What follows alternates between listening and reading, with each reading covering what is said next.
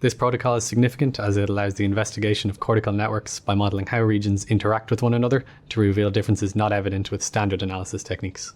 The main advantage of this technique is that it allows us to investigate network functions using widely available equipment, so we can obtain non-invasive electrical recordings without the need for specialized materials.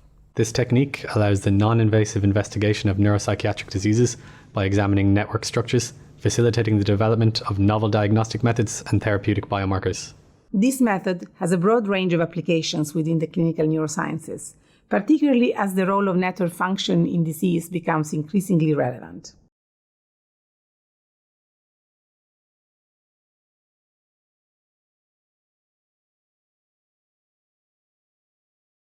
For data collection, attach the electrode cap to the patient's head, taking care to ensure a correct alignment.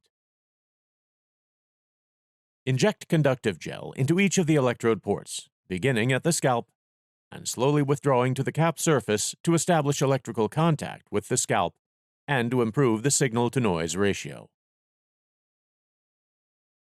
Then use a predetermined electrode montage based on the 10-to-20 system to attach the electrodes to the electrode cap and secure the appropriate ground electrodes. To set up the EEG, connect all of the electrodes to an electrophysiological recording system and link the recording system with an appropriate digital recording environment. Examine all of the recording channels to ensure that the offset is within an appropriate range and to avoid excessive channel noise. The algorithm will produce results regardless of the data quality, so